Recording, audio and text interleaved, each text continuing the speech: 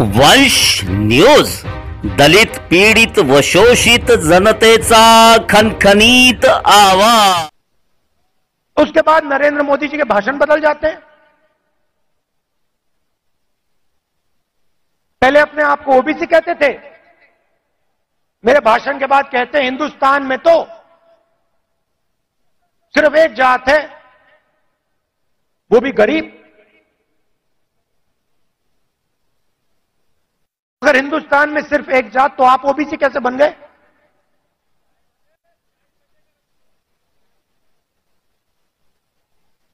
तो हमने निर्णय ले रखा है, जैसे ही हमारी सरकार आएगी, दिल्ली में आएगी, हम जाति जनगणना आपके लिए करके दिखा देंगे।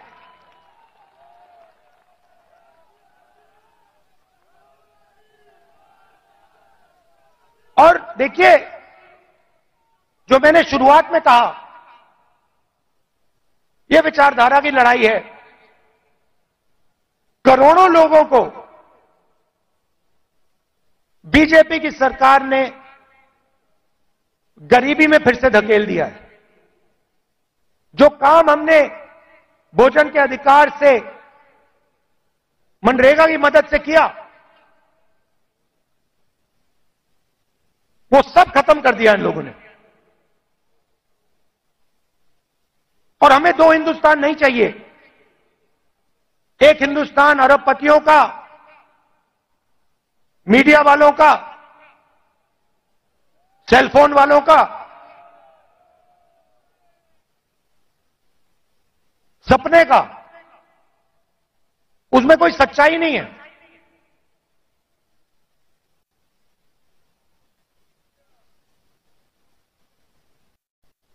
हिंदुस्तान के युवा सोशल मीडिया से जी नहीं सकते, कमा नहीं सकते। हिंदुस्तान के युवाओं को रोजगार की जरूरत है। यह काम नरेंद्र मोदी जी और एनडीए की सरकार नहीं कर सकती।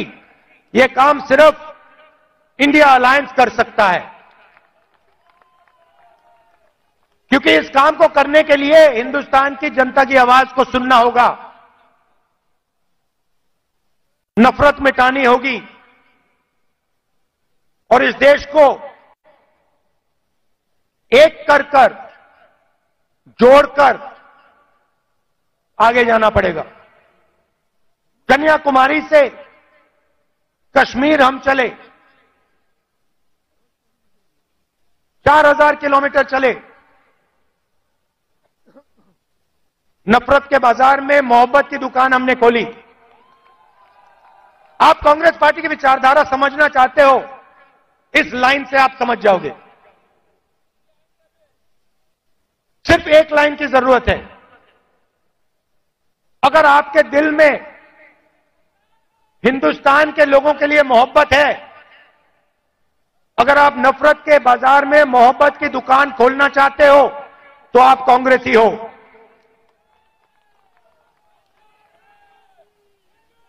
मैं कांग्रेस पार्टी के कार्यकर्ताओं से आखिरी बात बोलना चाहता हूं। देखिए, ये जो पार्टी है, और महाराष्ट्र के कार्यकर्ताओं से खासतौर से बोलना चाहता हूं, क्योंकि आप स्पेशल हो। मैं महाराष्ट्र में चला, मैं जब भारत जोड़ो यात्रा में चल रहा था, जैसे ही मैं महाराष्ट्र के अंदर आया, मैंने सोचा कि देखो,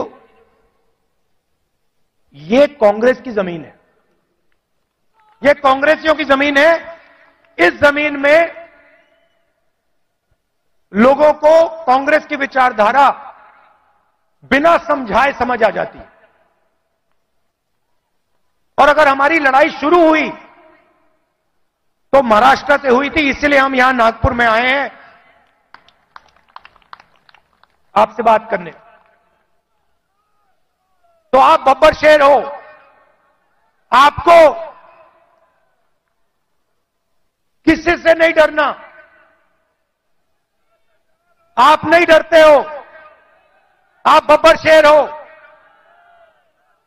और आपकी विचारधारा की लड़ाई है, आपके दिल की लड़ाई है। और आप और हम मिलकर, आप और हम मिलकर महाराष्ट्र में और पूरे हिंदुस्तान में चुनाव जीतने जा रहे हैं।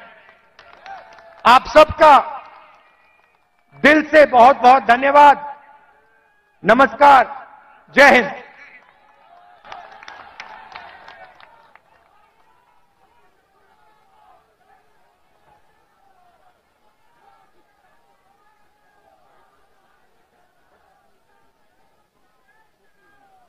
अरे तिकडला माईक चालू करा. हॅलो, मी आता विनंती करतो काँग्रेस अध्यक्ष आदरणीय मल्लिकार्जुन खरगे साहेबांना की त्यांनी यावं आणि आपले विचार आपल्या समोर मांडावे. इस मंच पर बैठे हुए कांग्रेस के नेता, हमारे चाहते श्री राहुल गांधी जी,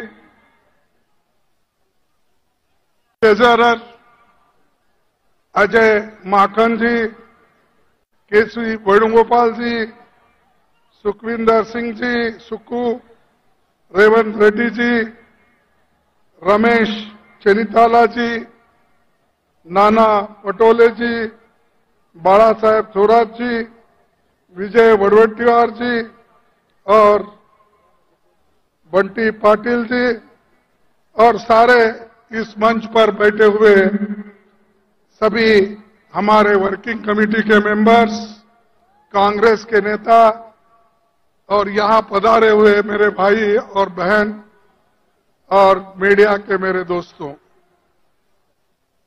अब मैं ज्यादा बोलने नहीं जाता क्योंकि जो कहना था वो राहुल गांधी जी ने पूरी बात आपके सामने रखी। और मैं यहां जो आया हूं कि 139वें स्थापना दिवस पर कांग्रेस के अध्यक्ष के नाते कांग्रेस का झंडा फहराने के लिए आया हूं। ये नागपुर इतना पवित्र स्थल है जहां गांधी जी, डॉक्टर बाबा साहेब अंबेडकर, ये सभी लोग यहां पर देश के लिए काम किए, समाज के लिए काम किए और सामाजिक न्याय के लिए वो लड़े हैं। ऐसे एक पवित्र स्थान पर हम आए हैं और हमको ये लगता है कि अगर कोई देश के लोग प्रेरणा ले सकते हैं, वो सिर्फ नागपुर से ले सकते हैं। नागपुर एक क्रांतिकारों की भूमि है। इसी भूमि पर बाबा साहब अंबेडकर ने लाखों लोगों को अपने विचारधारा में लाया और उनको सभी को एक सामाजिक न्याय दिलाया। महात्मा गांधी जी भी वर्धा और यहां पर कम से कम 2600 दिन यहां पर उन्होंने गुजारा है। करीब 7 साल उन्होंने मेहनत की। देश को आजादी दिलाने के लिए उनका काम यहां बहुत बड़ा है।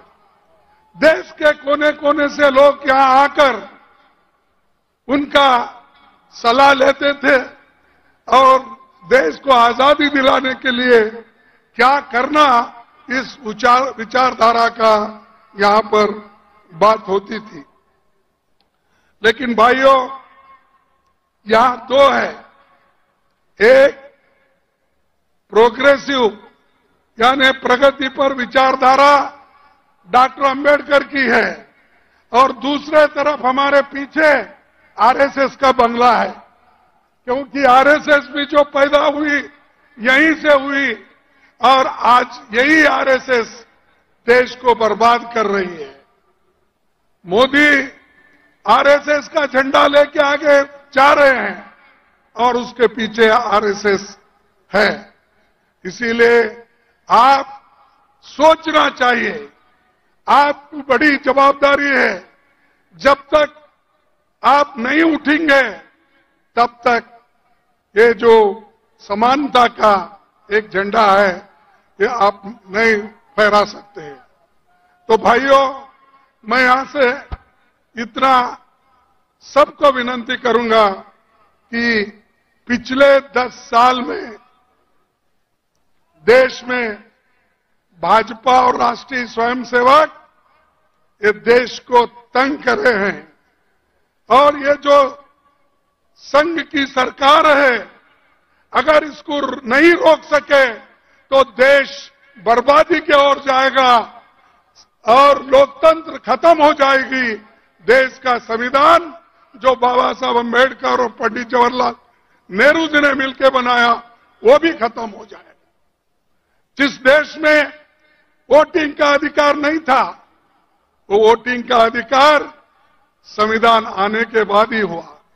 महिलाओं को, पुरुषों को, युवाओं को, और आज जो 18 साल के युवा भी जो वोटिंग कर रहे हैं वो राजीव गांधी की देन है। ऐसे चीजें कांग्रेस पार्टी ही कर सकती है, दूसरा कोई नहीं कर सकता। बाकी के लोग सिर्फ अपना संपत्ति कैसा बढ़ा लेना, संपत्ति को कैसा बचाना और संपत्ति को और 10 गुना करना, ये उनका काम है।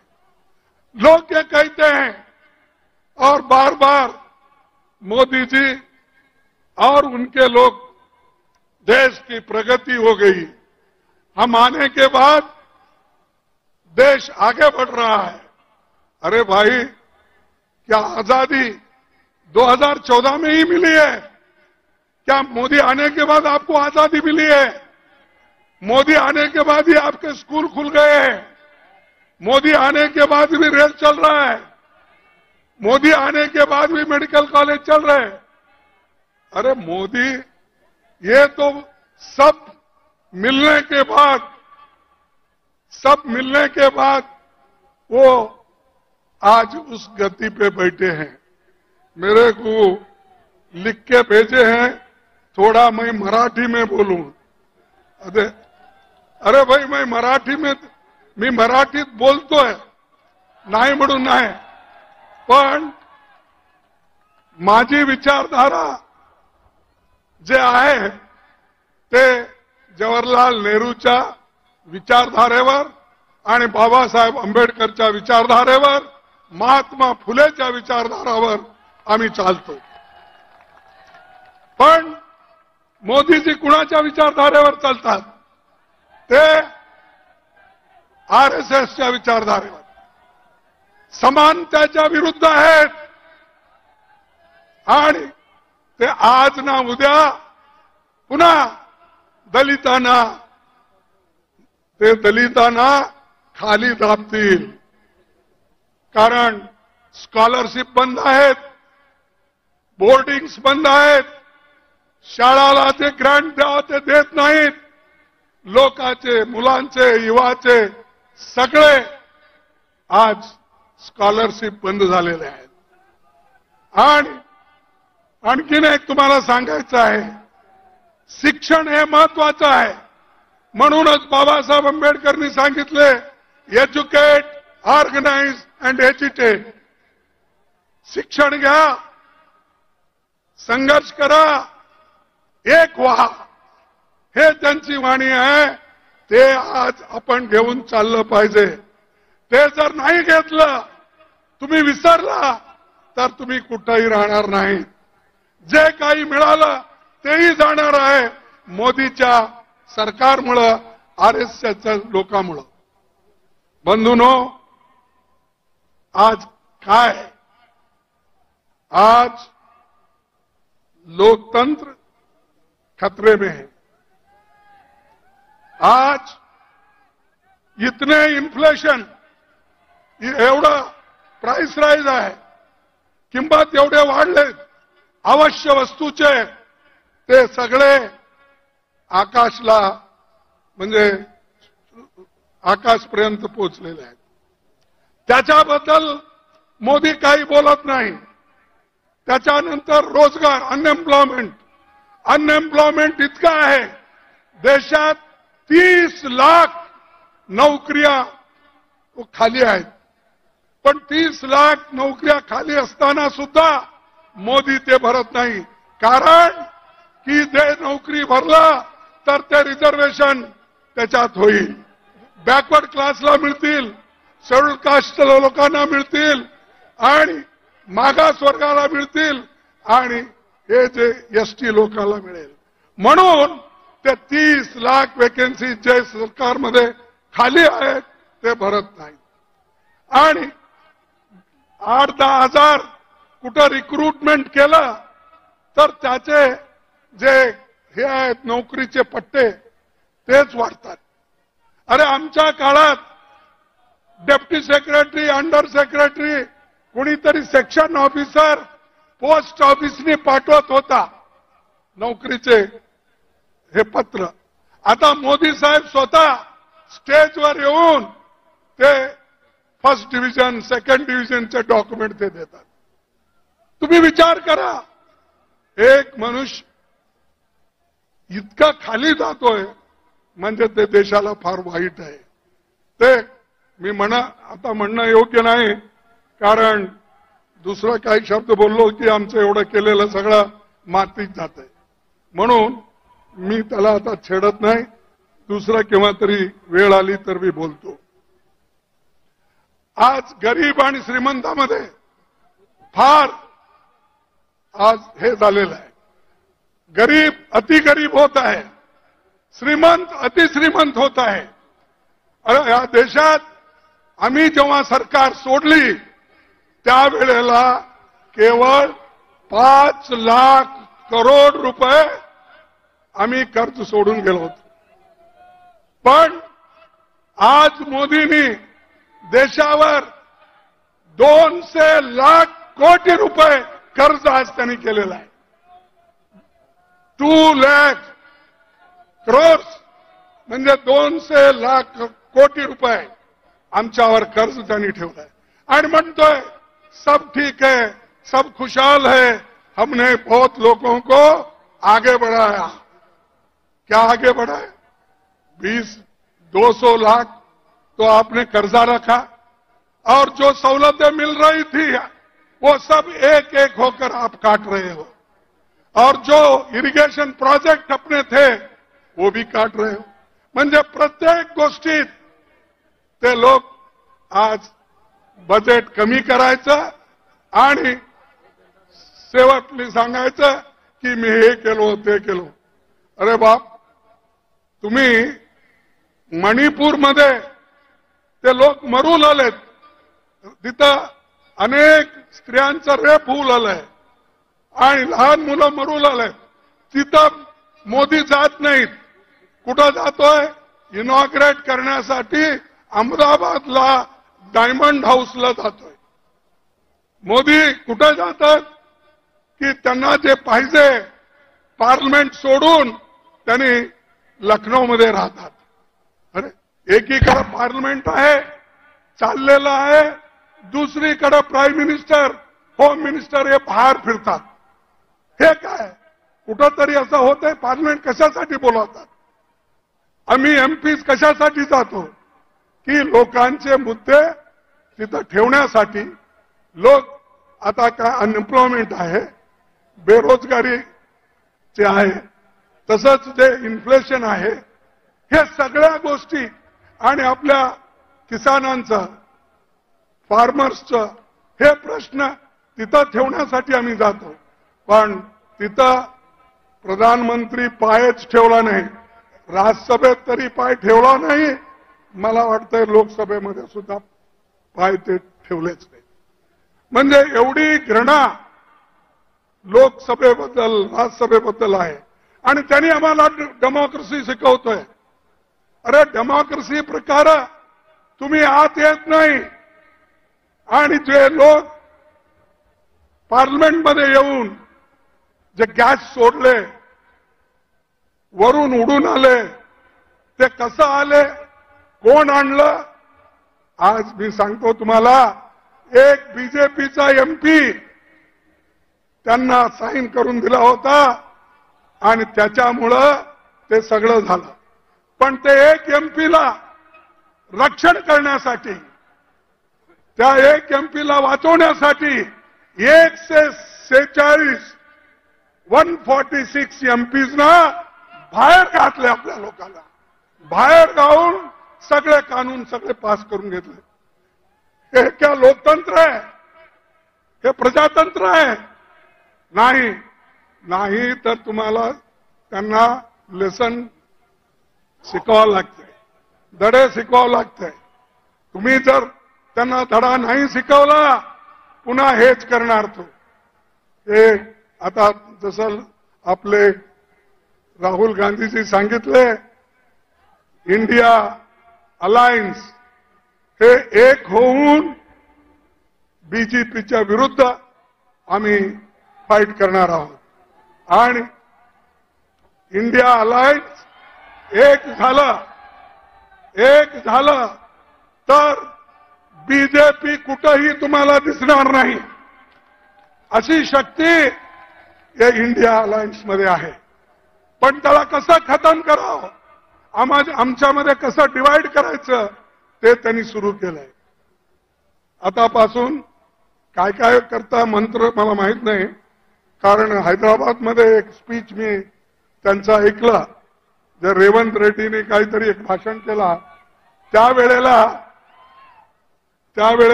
त्यानं सांगितलं, राजस्थानमध्ये त्यांनी सांगितलं, जर तिथला गॅलोट हा जादूगार आहे तर मी चमत्कार करणारा माणूस, असं त्यांनी सांगितलं.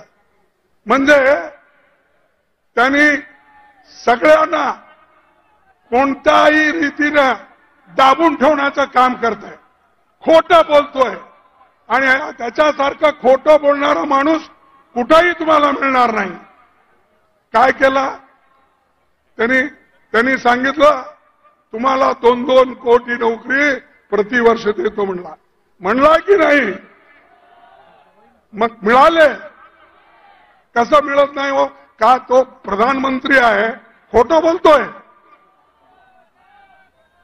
15 लाख रुपये तुम्हाला देतो म्हणला, दिला नाही दिला.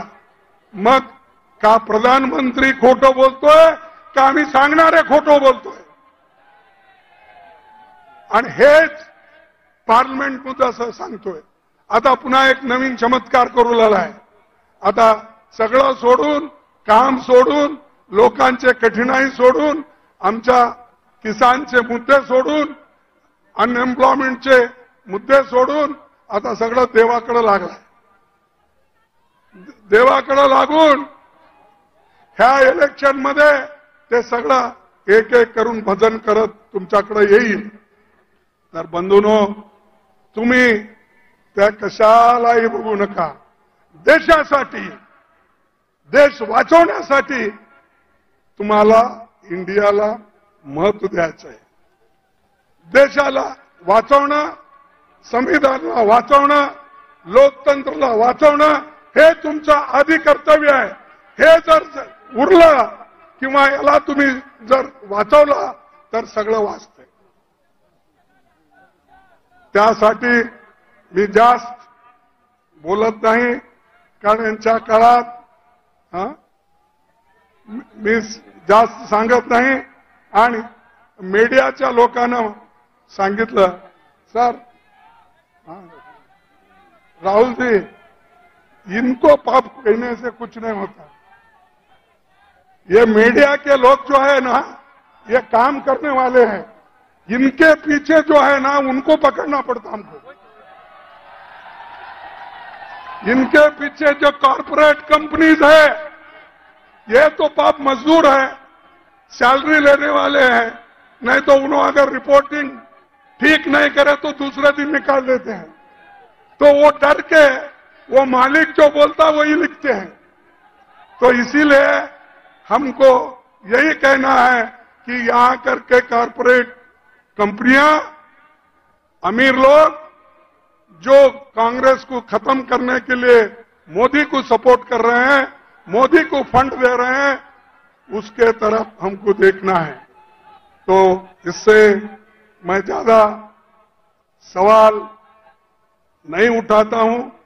हम जो तेलंगाना में जीते, जरा हमारा हौसला बढ़ा।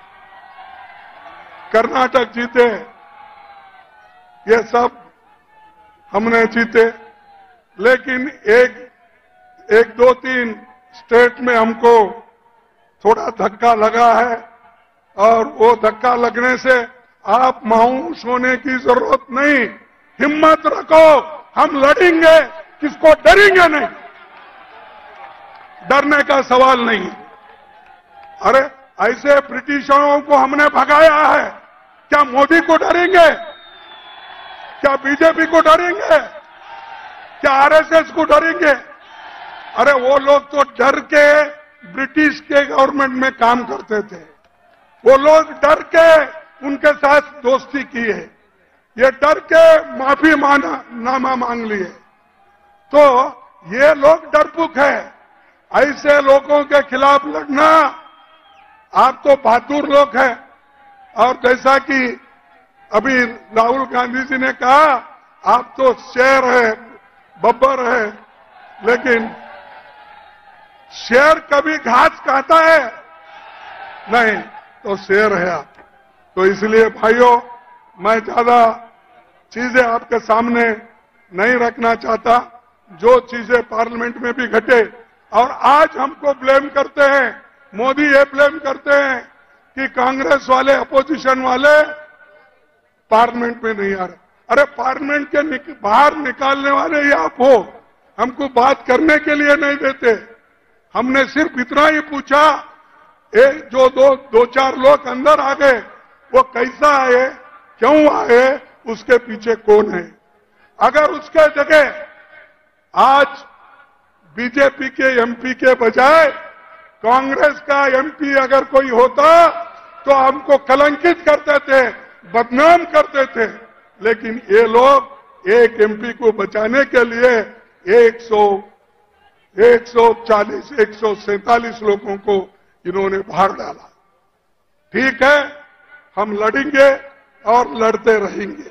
उसके बाद में जितने काले कानून जो हमारे लोगों के खिलाफ है, वो क्रिमिनल लॉ हो या दूसरा, वो ब्रिटिशर का नाम बोल के ये कर रहे हैं। भाई आपको सपना अभी गिरा क्या? जब वाजपेयी थे 6 साल आपने हुकूमत की, क्यों नहीं उस वक्त ये कहा आपने नहीं किया? और 9 साल आप हुकूमत में, उस वक्त आपको याद नहीं आया? अब इलेक्शन आ रहे, कुछ ना कुछ करना आप करते जा रहे हो, लेकिन लोग इसको स्वीकार नहीं करेंगे। लोग त्याला स्वीकार करणार नाही। हे नुसतं माणूस खोटं बोलणार आहे, आणि किती दिवस असं खोटं बोलेल? आणि लोक, मी ते नांदेडमध्ये एकदा सांगितलं होतं, त्यांचं तत्व काय? खोटं बोला पण रेटून बोला। असं म्हणजे बोलो, झूठ बोलो, दबा के बोलो, ये मोदी का है।